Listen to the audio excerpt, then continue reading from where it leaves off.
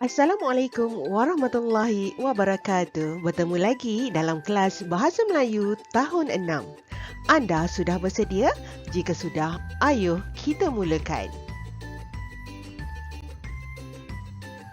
Tajuk kita pada hari ini ialah Kelas Bimbingan. Standard pembelajaran yang perlu anda kuasai pada hari ini ialah 5.1.6 iaitu memahami dan menggunakan pelbagai kata hubung mengikut konteks dengan betul. Ini bermakna pada akhir pelajaran kita anda dapat menggunakan pelbagai kata hubung yang sesuai dan tepat berdasarkan konteks ayat. Buku teks halaman 50. Aktiviti kita pada hari ini ialah menggunakan pelbagai kata hubung untuk melengkapkan cerita. Jadi fokus kita ialah kata hubung. Apakah itu kata hubung? Ayuh kita ulang kaji. Kata hubung merupakan kata yang digunakan untuk menghubungkan dua binaan ayat atau lebih untuk membentuk ayat majmuk. Terdapat dua jenis kata hubung yang kita fokuskan iaitu kata hubung gabungan dan kata hubung pancangan. Kita teruskan lagi ya. Kata hubung gabungan merupakan kata hubung yang digunakan untuk menggabungkan dua klausa atau lebih yang sama taraf sifatnya.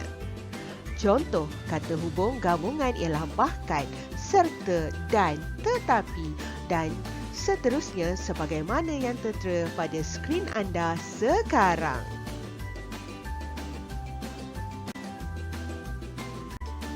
Contoh penggunaan kata hubung gabungan.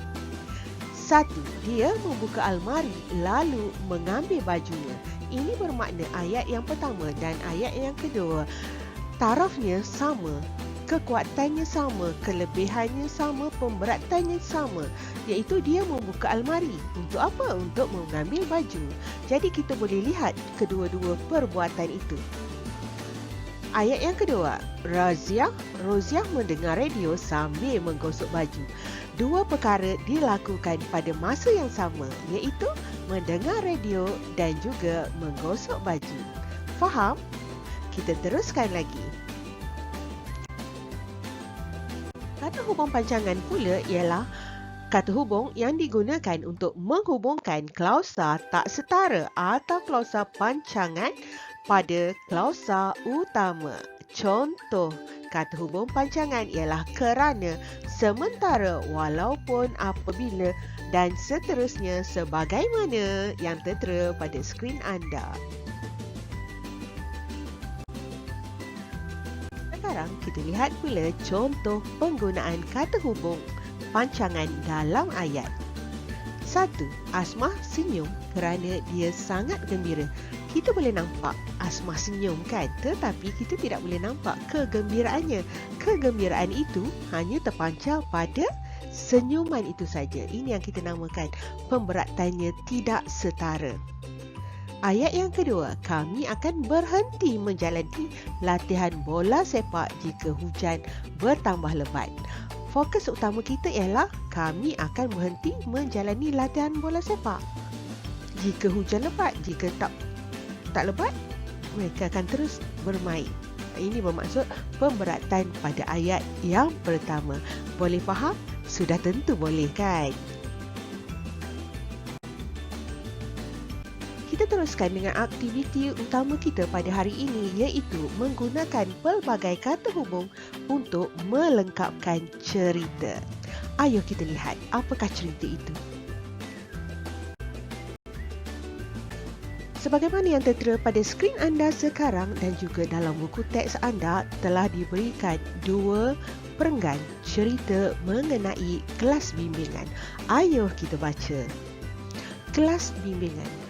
Program kelas bimbingan secara percuma yang ditaja oleh sebuah syarikat penerbitan buku telah dijalankan di Sekolah Ahmad.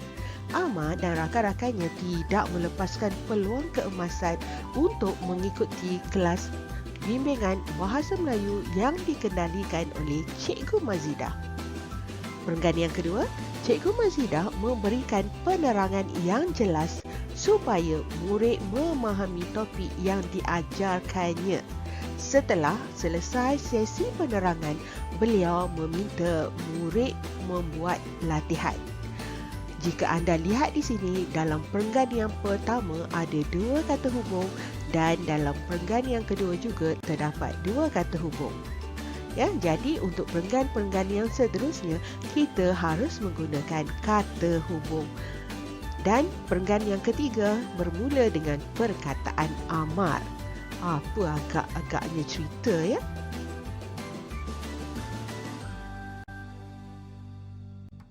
Kita akan mula menulis sambungan kepada 2 perenggan yang telah diberikan. Perenggan yang ketiga ini mestilah bermula dengan perkataan amar sebagaimana yang diberikan dalam buku teks anda. Perenggan ini kita tulis berdasarkan gambar yang diberikan. Cikgu telah sediakan perenggan untuk gambar ini. Tugasan anda ialah untuk melengkapkan cerita yang cikgu berikan dengan kata hubung yang sesuai. Ayo kita saksikan.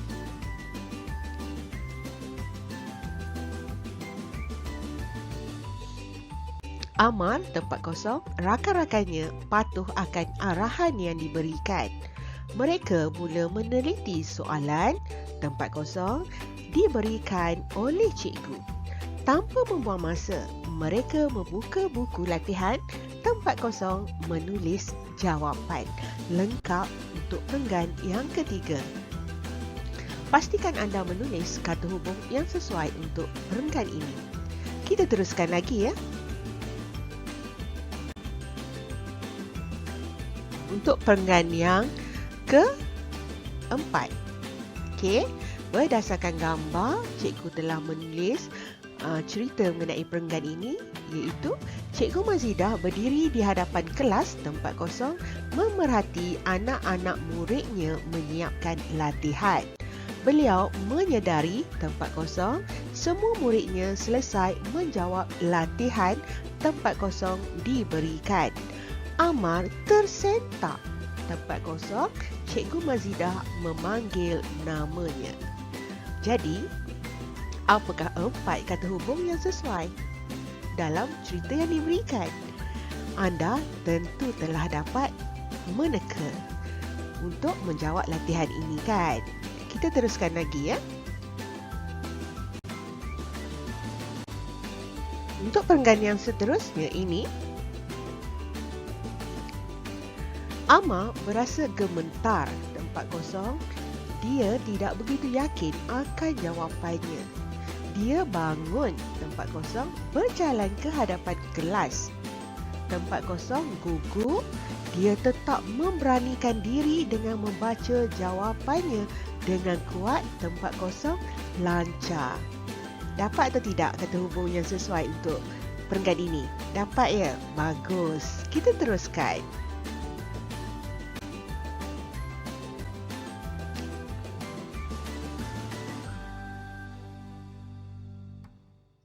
Cikgu Mazidah memuji Amar. Tempat kosong, jawapan yang diberikan betul. Rakan-rakan Amar bertepuk tangan. Tempat kosong mendengar pujian yang diberikan. Amar mengucapkan terima kasih. Tempat kosong kembali ke tempat duduknya. Jadi, cikgu percaya anda sudah nampak apakah kata hubung yang sesuai untuk perenggan ini. Kita teruskan lagi. Tertera pada skrin anda sekarang ialah penutur yang diberikan dalam buku teks anda. Cikgu baca ya. Kelas bimbingan itu berakhir kira-kira pukul 12.30 hari. Walaupun penat, Amar gembira kerana dapat menambahkan pengetahuannya. Jika tiada arah melintang, dia pasti akan menghadiri kelas bimbingan itu pada minggu hadapan. Maka, selesailah cerita kita yang bertajuk Kelas Bimbingan.